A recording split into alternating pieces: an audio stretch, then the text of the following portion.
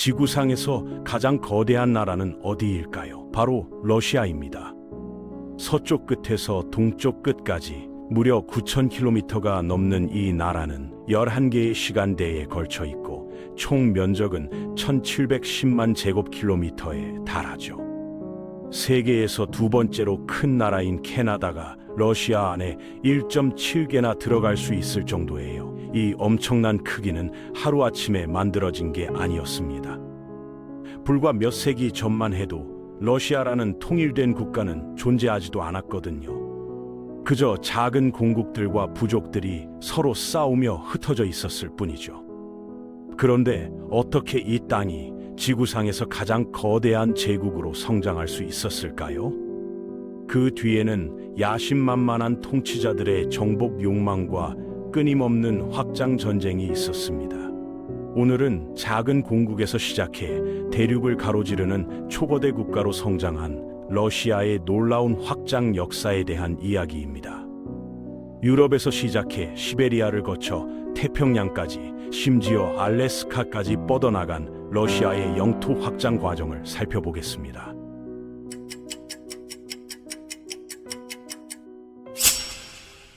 러시아 국가의 기원을 이해하려면 유럽 러시아 지역에 주목해야 합니다. 우랄 산맥 서쪽에 위치한 이 지역은 볼가 강과 그 지류들이 흐르는 곳이었죠. 모스크바, 카잔, 사마라 같은 주요 도시들이 모두 이 강 주변에 자리 잡았습니다.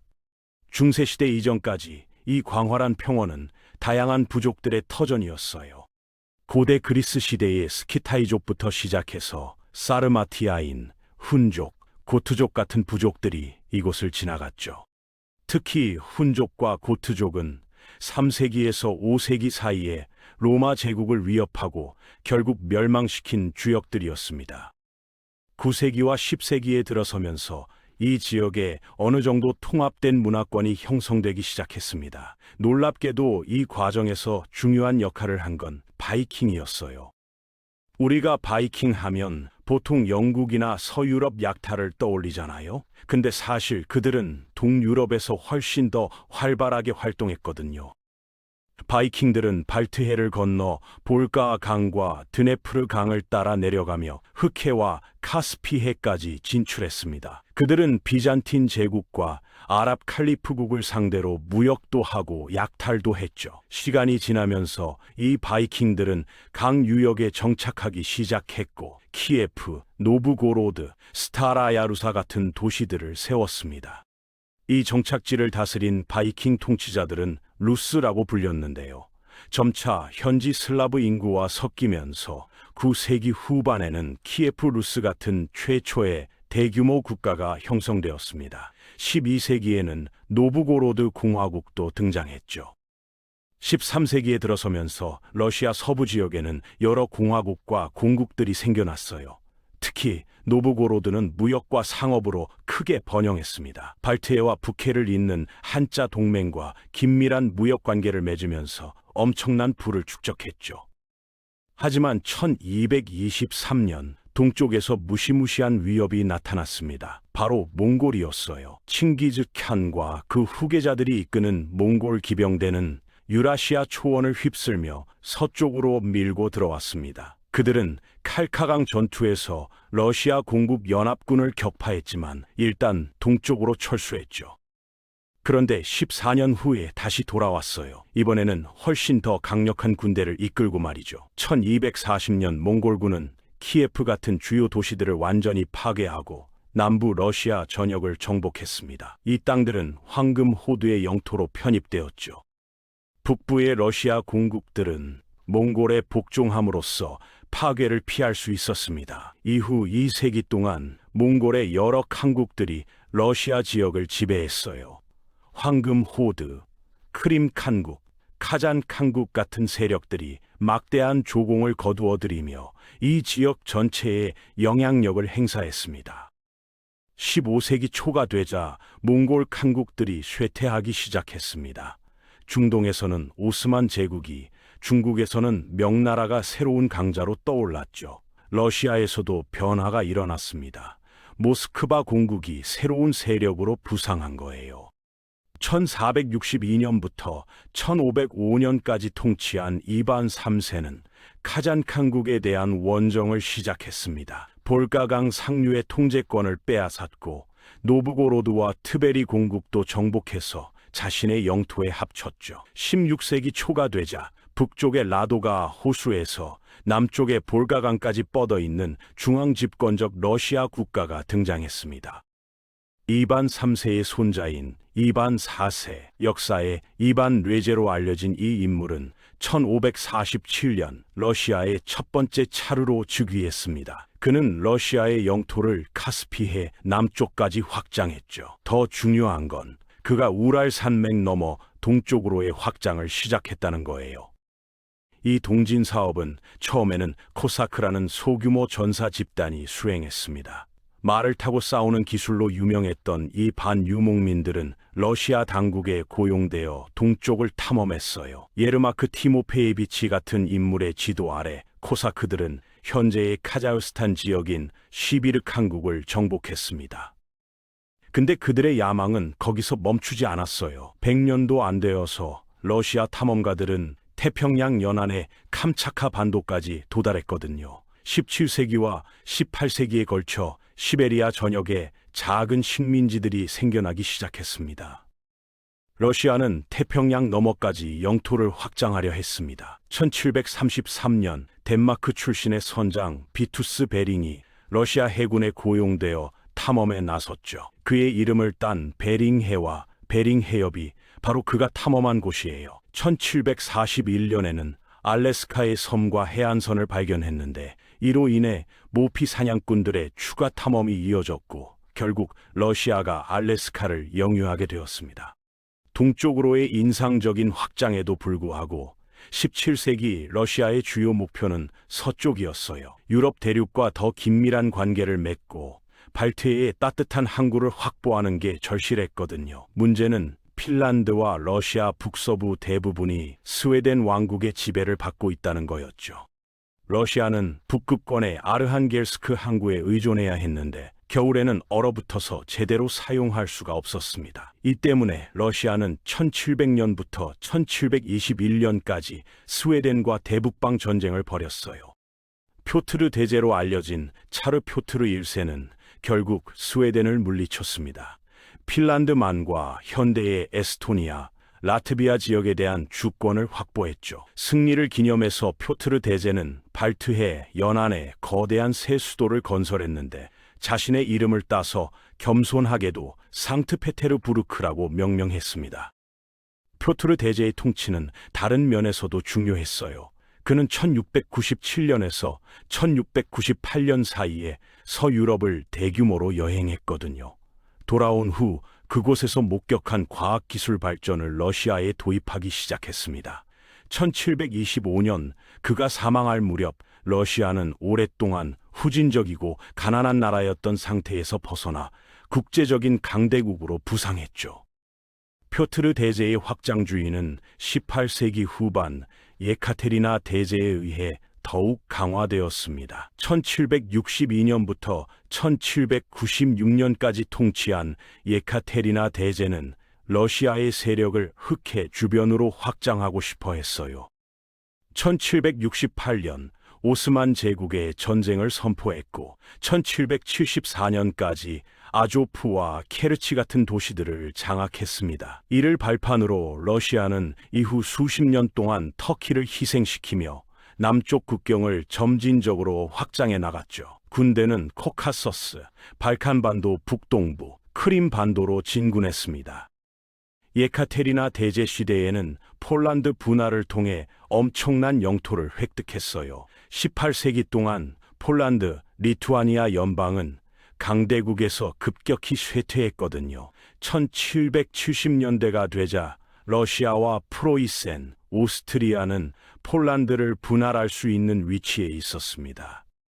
1772년, 1793년, 1795년 세 차례에 걸친 분할을 통해 러시아는 우크라이나 대부분, 벨라루스와 리투아니아 사실상 전부, 그리고 동부 폴란드 일부를 포함하는 광대한 영토를 얻었습니다. 이로써 러시아는 대륙에서 가장 강력한 국가 중 하나가 되었죠. 주로 엄청난 크기와 동원 가능한 막대한 인구 덕분이었습니다. 이런 군사력은 나폴레옹 전쟁 때 입증되었습니다. 1812년 나폴레옹 보나파르트가 러시아를 침공했을 때 대륙 강대국 중 러시아만이 프랑스 황제의 진격을 성공적으로 막아낼 수 있었거든요. 광대한 영토와 혹독한 겨울이 큰 역할을 했죠.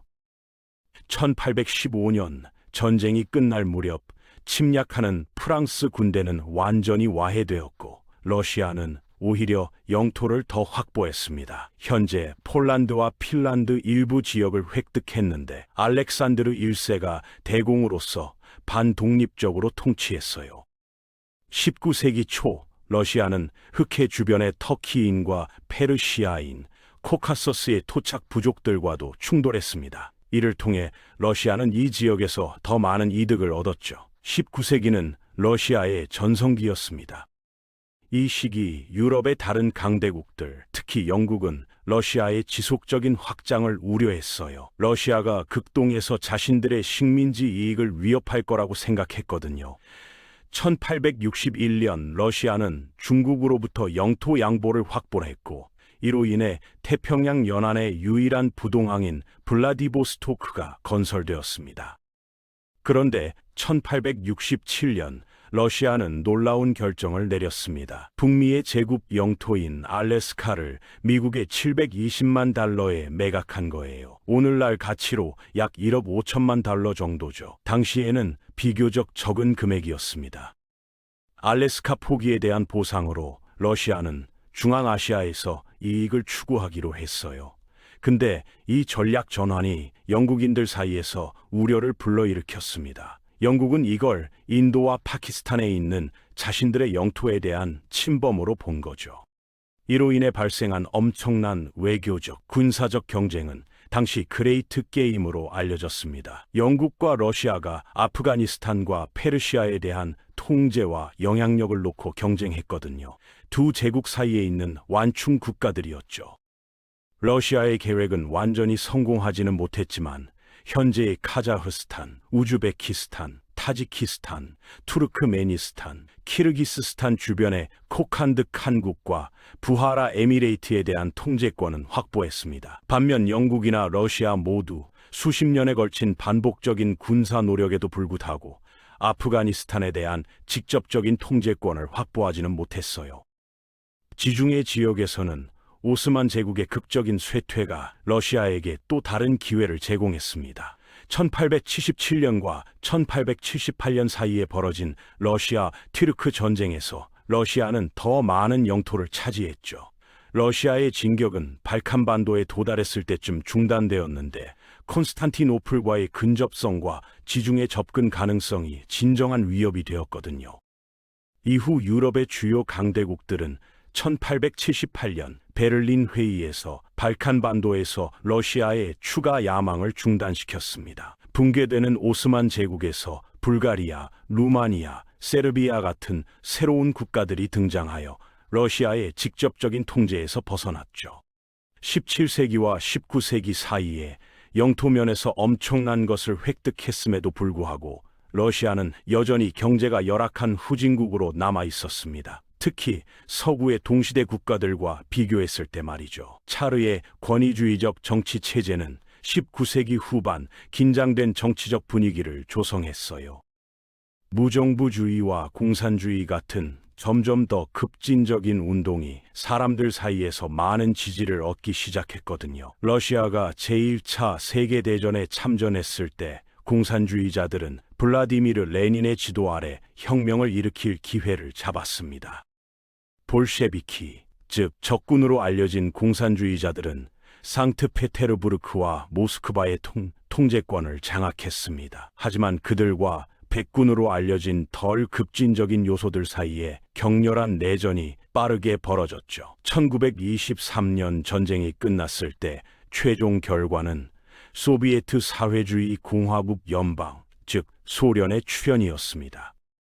공산주의자들은 러시아 제국의 대부분을 통제했어요. 폴란드, 핀란드, 발트 3국이 독립을 선언하고 다시 자신들만의 국가를 세웠음에도 불구하고 말이죠. 그러나 소련의 생존 자체가 1939년 제2차 세계대전 발발로 의문시되었습니다.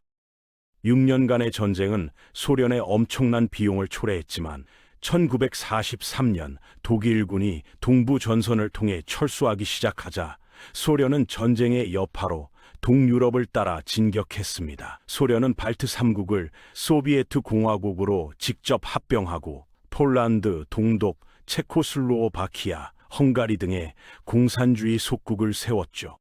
전후 시대에는 소련의 영토 확장이 더 이상 이루어지지 않았습니다. 하지만 미국과의 냉전이 벌어지면서 러시아의 영향력은 전 세계에 행사되었어요. 북한, 북베트남, 쿠바, 아프가니스탄 등 여러 국가의 공산주의 정권을 지원했거든요. 1970년대와 1980년대에 소련이 번영하는 사회주의 공화국이라고 주장하는 공산주의 선전에도 불구하고 소련은 기술 혁신과 경제 발전에 실패하면서 미국과 다른 서방 강대국들에 크게 뒤처졌습니다. 미하일 고르바초프가 소련을 개혁하려 노력했지만 이미 피해가 발생했고 여러 면에서 돌이킬 수 없었죠. 그 후 몇 년 동안 공산주의의 전체 구조가 무너지기 시작했습니다. 먼저 동구권 국가들이 모스크바에서 분리되기 시작했고 소련 해체에 대한 우려가 커졌어요. 1990년과 1991년의 사건 과정에서 소련은 결국 해체되었습니다. 우크라이나, 벨라루스, 리투아니아, 라트비아, 에스토니아, 카자흐스탄, 우즈베키스탄, 투르크메니스탄, 타지키스탄, 키르기스스탄, 조지아, 아르메니아, 아제르바이잔이 독립했고 마침내 현대 러시아 연방이 탄생하게 되었습니다. 개인적으로 러시아의 역사를 보면서 드는 생각은 영토의 크기가 반드시 국가의 힘을 보장하지는 않는다는 거예요. 역사상 가장 거대한 제국 중 하나였던 러시아가 결국 내부의 경제적 실패와 정치적 모순으로 붕괴했다는 건 의미심장하죠. 수백 년에 걸친 끊임없는 확장과 정복의 끝에 남은 건 결국 분열과 독립이었으니까요. 오늘은 작은 공국에서 시작해 세계 최대의 국가로 성장했다가 다시 축소된 러시아의 놀라운 확장과 쇠퇴의 역사에 대한 이야기였습니다.